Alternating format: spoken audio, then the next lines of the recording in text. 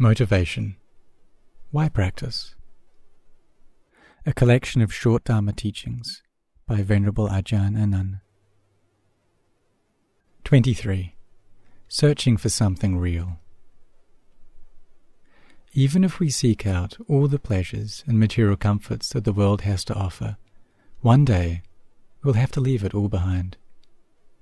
When we really contemplate this, we can clearly see that these things we search for have no real lasting essence. The motivation to practice comes from searching for something that is real and lasting. That thing is enlightenment, or nibbana. It's an unchanging happiness that never dies, the perfect place of peace. It's natural when we begin to practice that there will be uncertainties and doubts about some aspects of the teachings. But what we should do is keep an open mind and carry on practicing. We don't have to fully believe or fully reject. We learn to internalize the teachings and develop our own understanding through the practice. Ultimately, that is the place where we can understand these truths in our own mind. 24. A sense of separation. The mind's natural tendency is to grasp at whatever it contacts, whatever objects it experiences.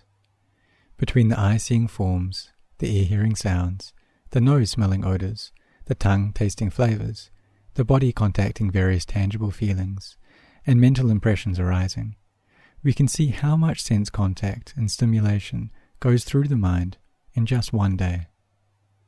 Whether at work or in a quiet place of meditation, we usually overrun by sense impingements. If we have no awareness at these points of contact, the mind will continuously chase after and cling to these impressions. However, if we develop mindfulness at this point, we'll experience a coolness, a detachment from sense impressions. The more we maintain a sense of separation, the mind cool and observing things as they are, the less we'll keep falling into moods of attraction and aversion that have a very hot effect on the mind. Whether it's moods based on greed, anger, or delusion, they heat up the mind, confuse it, bring it to discontent. Ajahn Chah said, this is where we have to contemplate, to really watch this process and see how suffering arises. So in the practice of developing mindfulness and wisdom, our task is observing the mind. Every moment that there's sense contact, we observe the mind. When our eyes contact forms, our ears contact sounds, our tongue contacts taste, our nose contacts smells, our body has touch, and the mind itself contacts concepts and ideas. We observe this process where attraction or aversion arises. This is where we have to learn to establish mindfulness and watch over the mind with a sense of detached knowing. Just as a child needs someone to watch over it, to teach it, to protect it, so it is with the mind. Because an unguarded mind will get itself into all sorts of trouble. If we keep bringing up and developing mindfulness, then we'll see the true nature of every mental state, every mood, and every thought as something that's not sure.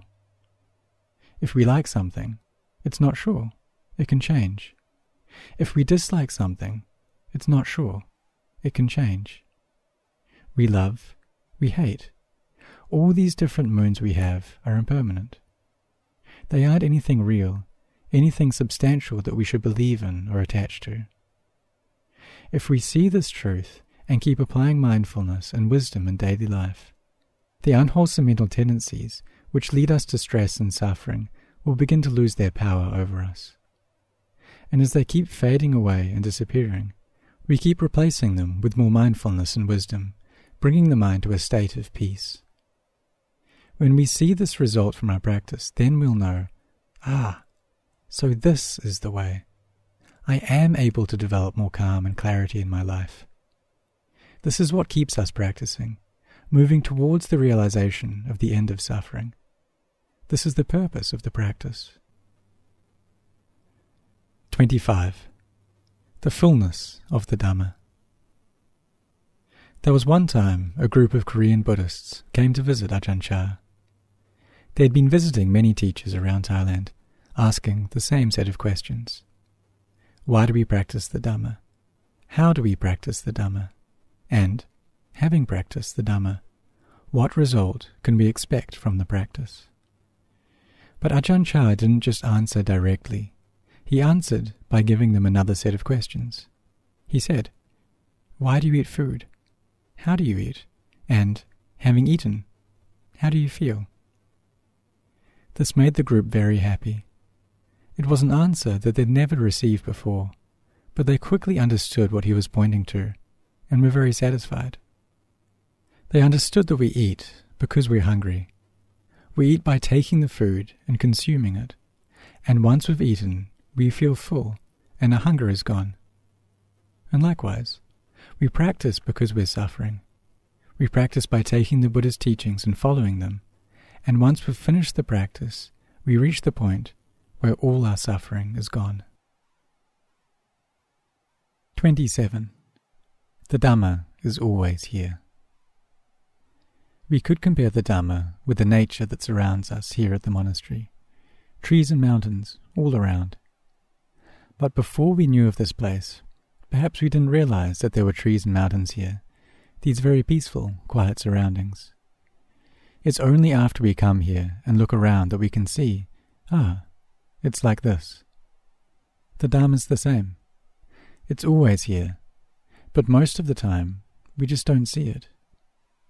What the Buddha did is rediscover that Dhamma, revealing the truth of our existence and then teaching it to others. And though the teachings have been preserved in the books and scriptures, what the Buddha was pointing to is just the true nature of reality, that all conditioned things arise and pass away. All things arise dependent on certain conditions, and when those conditions change, they cease. Now that's a very simple teaching, but also very profound. It affects all aspects of life, both the material and the mental world. Over and over again, the Buddha said to look within to see this truth. It's there all the time, but we have to look into our own mind and understand it there. Most people try to find happiness by developing the world materially. We develop our countries, our cities, the economy, and every other aspect of our lives on this external, material level. But too often, we aren't looking inwardly, which is the way to true peace of mind. This body and mind are conditioned things that arise and pass away. Anything which is subject to change cannot be held on to. When the mind sees this, it can begin to let go. 28. Arising and passing away. Since everything in the world simply arises, remains, and then passes away, how could it bring us any lasting happiness? We have to ask ourselves, have we ever experienced happiness in the past? Have we ever experienced pleasure? What about pain and suffering? We can see that these feelings simply arise, remain, and then pass away. There's no permanent core to any of it, no real abiding self. Contemplate impermanence in the body. Contemplate the changing nature of this body as it grows and ages. Even from moment to moment, we can see change, can't we? We breathe in, and then we breathe out. Just that much is teaching us that this body is impermanent. Or we can contemplate on the long term, seeing how this body evolves from infancy to adulthood, to old age, and eventually goes on to death. We can contemplate to see the weakness of this body and the pains and discomfort that come through illness.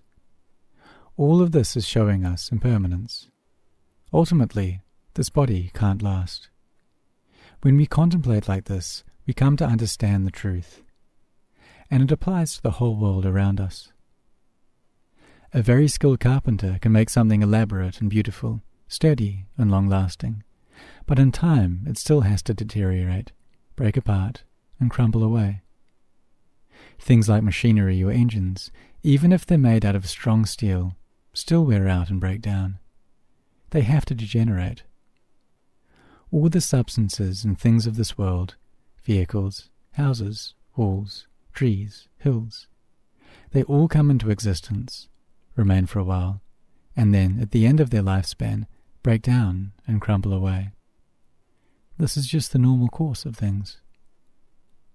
Life is precious, but very uncertain. We've had the good fortune to be born into the world as human beings, and yet we don't know how long we'll live. So we should make good use of our time while we still have it, being careful and heedful, doing good. As we develop ourselves in beneficial ways, practicing generosity, virtue, and meditation, we fulfill our potential as human beings. When we think like this and consider that we don't know how long we have in this life, then there's no time to be careless. The Buddha said that one who lives carelessly doesn't follow the Dhamma. It's as if they're already dead. 29. Letting suffering become our teacher. When we face suffering in life, it's important to contemplate to gain a balanced view.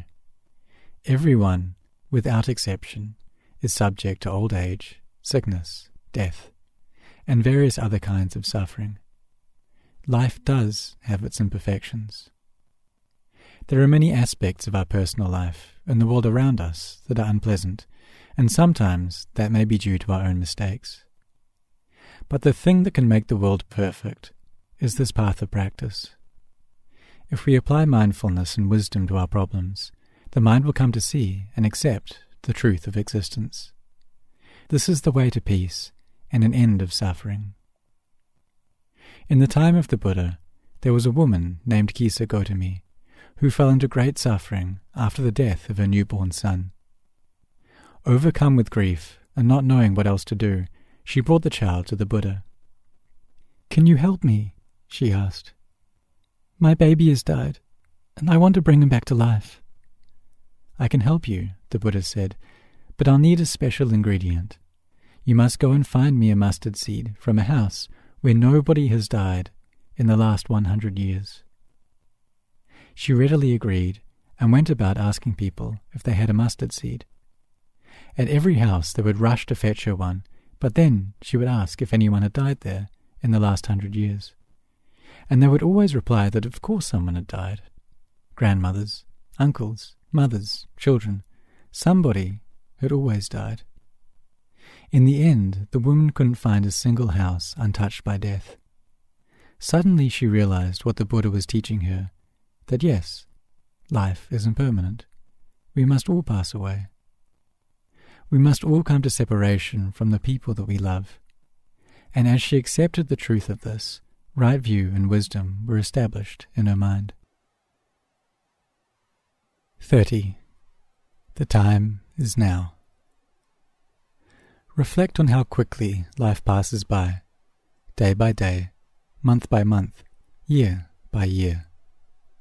Right now we're alive, but look back. Look back to the past that's already gone by. Each day, each month, each year, gone in a flash. Life doesn't last long. It's like dew on the tip of a blade of grass. When the sun rises, it dries up and vanishes, or like foam on the ocean waves. These things arise, and in a short time they disappear.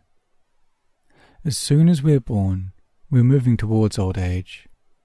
Old age is followed by illness, and illness is followed by death. It doesn't take long. The Buddha warned us not to be heedless. Whatever your age, don't be heedless. Even as a child, life isn't certain. We can die before our time, not even getting to grow old. The days and nights keep passing by, passing by. Right now, what are we really doing?